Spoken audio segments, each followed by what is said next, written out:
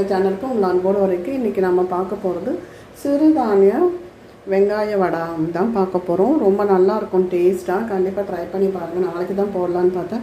இன்றைக்கி வேலையோட வேலையாக இன்றைக்கி போட்டுட்டோன்னா இன்றைக்கி டேபிளில் உணர்த்துட்டு மறுநாள் வெளியில் கொண்டு போய் வைக்கலாம். இப்போ வாங்க அது எப்படி பண்ணுறதுன்னு பார்த்துடலாம். இப்போ பார்த்தீங்கன்னா அதுக்கு நான் வந்து 1 கப்பு பச்சரிசி மாவு எடுத்து வச்சுருக்கேன். அப்புறம் சீரகம், வெங்காயம் உங்கள் தேவைக்கு ஏற்ற மாதிரி, பச்சை மிளகா உங்கள் காரத்துக்கு ஏற்ற மாதிரி, இந்துப்பு எடுத்து வச்சுருக்கேன். ஜவ்வரிசி வந்து நான் 1 கப்பு, அதாவது இதால் 1 கப்பு எடுத்து ஜவ்வரிசி ஊற வச்சுருக்கேங்க காலையில். அதை வந்து கொஞ்சம் மசியணும். சிறுதானியம் வரகரிசி இருக்குது இல்லைங்களா, அதை வந்து அரைச்சி நான் லாஸ்ட் வீடியோவில் பார்த்துருப்பீங்க, கூல் பண்ணியிருக்கேன். அதில் வந்து கொஞ்சம் எடுத்து வச்சுருக்கேன். இதை நம்ம அளந்து ஊற்றிக்கலாம். அதுக்கேற்ற மாதிரி தண்ணி. ஃபஸ்ட்டு நம்ம பச்சரிசி மாவை கரைச்சிக்கலாம். உப்பு எதுவும் போட வேண்டாம், கரைக்கு மட்டும் செஞ்சுக்கோங்க. கட்டி இல்லாமல் கரைச்சிக்கோங்க.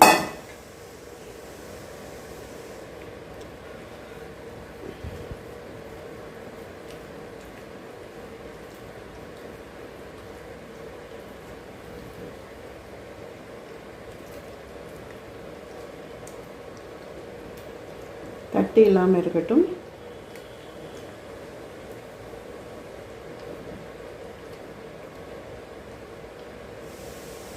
இதுக்கு எப்படி ரொம்ப தண்ணியெல்லாம் கறக்க வேண்டாங்க. இந்த அளவு இது பாருங்கள், ஊற்றி விடுற மாதிரி. இது உங்களுக்கு ஈஸியாக இருக்கும், கட்டி தட்டாது, ஈஸியாக நம்ம கரைச்சிடலாம். இப்போ இதுக்கு பார்த்தீங்கன்னா நம்ம வந்து இதால் 1 கப் எடுத்தோம் இல்லைங்களா, பச்சரிசி மாவு இதால் 1 கப் எடுத்தோம். இது வந்து இதிலேருந்து 1/2 கப்பு, அதாவது இந்த கப் அளவு இது இருக்குது. ஜவ்வரிசி 1 கப், அதாவது அதில் 1 கப் எடுத்துருக்கோம். இப்போ அதுக்கு பாருங்கள் எவ்வளோ தண்ணி ஊற்றுறேன்னு. 1 2 3 4 ஊற்றிட்டேன். 5 கிளாஸ் தண்ணிங்க. இதில் சீரகம், உப்பு லைட்டாக போட்டுக்கோங்க, போதும் உப்பு. இப்போ இதை நம்ம அடுப்பில் ஏற்றிடலாம். கொஞ்சம் பெருங்காயத்தூள். அது நல்லா அங்கே தழைச்சி வரட்டுங்க. அதுக்குள்ளே நம்ம இங்கே எடுத்து வச்சோம் இல்லைங்களா தினை அரிசி, அதாவது சிறுதானிய அரிசி அரைச்ச விழுதை இந்த பச்சரிசி மாவோட மிக்ஸ் பண்ணிக்கலாம்.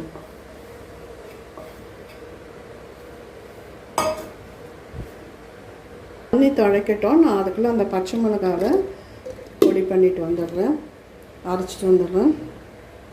இப்போ பார்த்தீங்கன்னா பச்சை மிளகா விழுதும் இதோட சேர்த்தாச்சு. இது நல்லா அரைச்சி வரட்டும். இப்போ பாருங்கள் சலசலன்னு கொதிக்க ஆரம்பித்தாச்சு. நம்ம அடுப்பை சிம் பண்ணிக்கலாம். சிம் பண்ணிவிட்டு நம்ம அந்த கரைச்ச இதை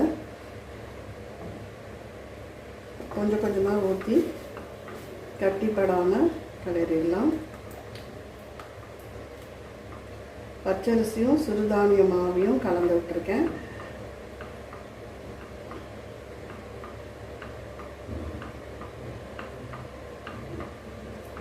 கைவிடாமல் கிளறணுங்க, இல்லாட்டினா அது கெட்டிப்பட்டுரும், அதாவது கட்டி தட்டிடும்.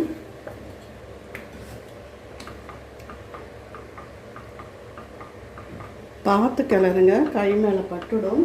இப்போ பார்த்தீங்கன்னா நம்ம பச்சரிசியும் ஜவ்வரிசியும் சேர்த்துக்கலாம். அதோடு சேர்ந்து வெந்து வரும்.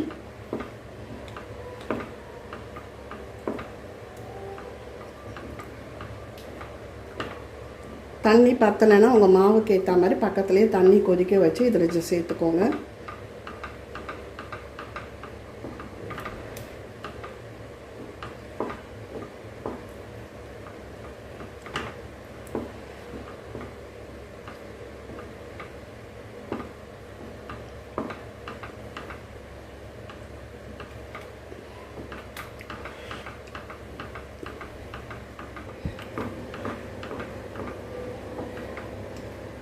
நான் பார்த்தீங்கன்னா கொதிக்க வச்சது ஒரு 1/4 கப் சேர்த்துருக்கேன்.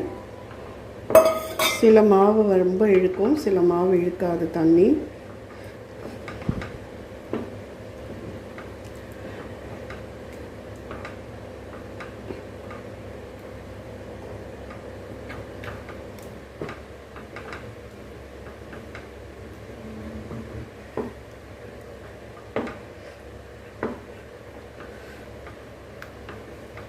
டேஸ்ட்டு அபாரமாக இருக்குங்க. சிறுதானியம் சேர்த்துருக்கோம். அதோடு மட்டும் இல்லாமல் ஜவ்வரிசி, பச்சரிசி மாவு, பச்சை மிளகா, சீரகம் எல்லாம் சேர்க்கும்போது நல்ல டேஸ்ட் கொடுக்கும். இதை நீங்கள் வடகமாக இப்படி கூட வச்சு ஊற்றிக்கலாம்.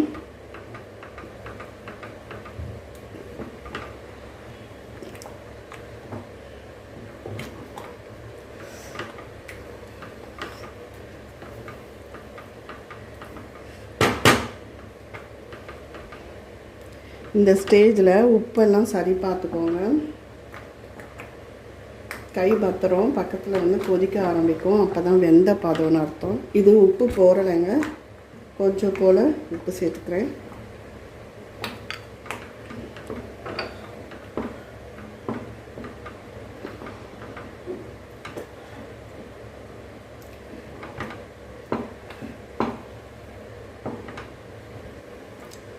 உப்புக்காக வேண்டி ஒரு 5 நிமிஷம் நம்ம கிளறி கொடுத்துடலாம். உப்பு எல்லா பக்கமும் பரவணும், இல்லாட்டினா ஒரு பக்கமே நின்றுடும்.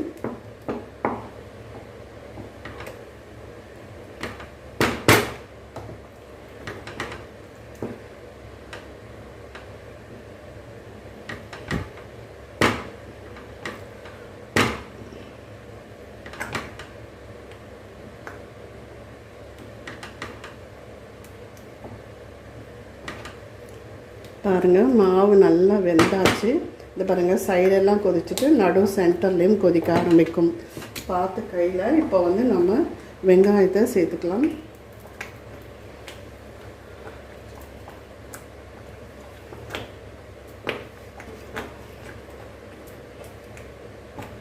வெங்காயத்தை சேர்த்து ஒரு கிளறிக்கோங்க. ஏன்னா அதில் கொஞ்சம் ஈரப்பதம் இருக்குது இல்லைங்களா, அதுக்காக கொஞ்சம் கிளறிக்கோங்க. அது வரைக்கும் அடுப்பில் இருக்கட்டும். மாவு வெந்தாச்சு.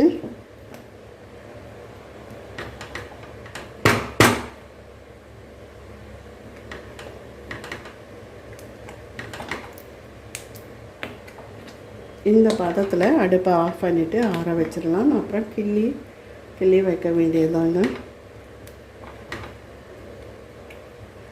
லெமன் வேணும்னா லெமன் சேர்த்துக்கோங்க.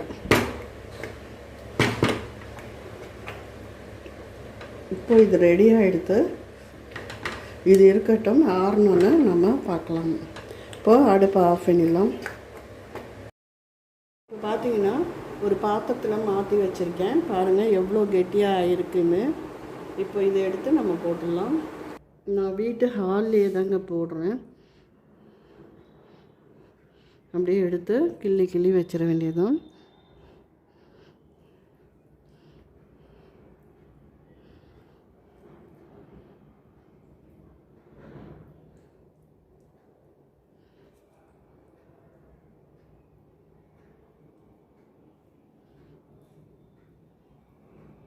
குட்டி ஸ்பூன் இருந்தால் அதில் கூட நீங்கள் செஞ்சுக்கலாம்.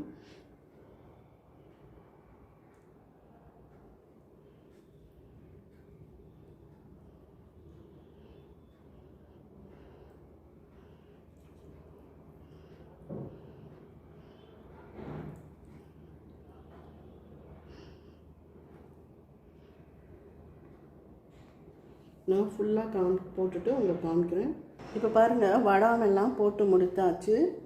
சிறுதானிய ஆனியன் வடாம் பாருங்கள் ஃபுல்லாக போட்டு முடிச்சிட்டேன். இது இன்றைக்கி மத்தியானம் இப்படியே இருக்கும், நைட்டு ஓவர் நைட் இப்படியே இருக்கும். காலையில் எழுதி இது பண்ண அதோட ரிங்கு வடாமும் போட்டிருக்கேன். பாருங்கள், கொஞ்சம் இதே மாவில் தான் போட்டிருக்கேன். சிறுதானிய மாவில் தான் ரிங் வடம். அது நான் எப்படி போட்டேன்னா, நான் உங்களுக்கு பைப்பிங் பேக் இருக்கு இல்லைங்களா, பைப்பிங் பேக்கில் தாங்க போட்டேன். போட்டுட்டு நல்லா இந்த மாதிரி இதில் நம்ம பிழிஞ்சோன்னா ஈஸியாக பிழிஞ்சு வந்துடும். என்ன டிசைன் வேணும்னா நம்ம போட்டுக்கலாம். நல்லா காஞ்சி வரட்டும். ஒரு 3 நாள் 4 நாள் நல்லா காயணும். ஏன்னா வடம் வந்து இது இல்லைங்களா, வெங்காயம் கிள்ளு வடம் இல்லையா அதனால் இது நல்லா காயட்டும். காஞ்ச பிறகு நான் பொரித்து காமிக்கிறேன். இதே மெத்தடில் இதே அளவு தண்ணியோடு நீங்கள் பண்ணி பாருங்கள், சூப்பராக வரும். இன்னும் வந்து காஞ்ச பிறகு நான் பொரித்து காமிக்கிறேன். தானியத்தில் நம்ம போட்ட வெங்காயம் வத்தல் ரெடி ஆகிடுச்சு, கிள்ளு வத்தல் ரெடி ஆகிடுச்சு. நல்லா முறுமுறுன்னு காஞ்சிடுத்து பாருங்கள். இந்த அளவு நம்ம போடும்போது நல்லா தண்ணி சவுண்டு கேட்கணும். அந்த அளவு நம்ம வத்தலை காய வைக்கணும். எனக்கு 3 நாள் ஆச்சு. ஏன்னா கொஞ்சம் இதுவாக இருக்குது இல்லைங்களா, தடிமனாக.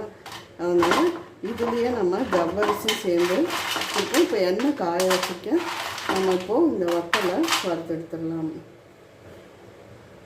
எண்ணெய் நல்லா காஞ்சாச்சு. இப்போ நம்ம வத்தலை போட்டு பொரிச்சிடலாம்.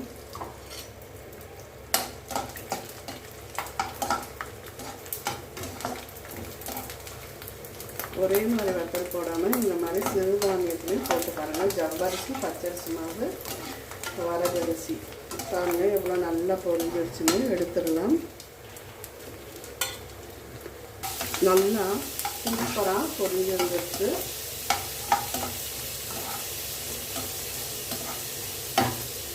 சூப்பராக பாருங்கள், கரக்கரை மொறு மொறு வடகம் ரெடி ஆகிடுது. அதாவது சிறுதானியம் வத்தல் பாருங்கள் நல்லா சூப்பராக இருக்கும். சாப்பிட்றதுக்கும் நல்ல டேஸ்ட் இருக்கும், உடலுக்கும் நல்லது. கண்டிப்பாக இந்த வீடியோ பிடிச்சிருந்தால் லைக் பண்ணுங்கள், ஷேர் பண்ணுங்கள், சப்ஸ்கிரைப் பண்ணுங்கள், கமெண்ட் பண்ணுங்கள். நன்றி, வணக்கம்.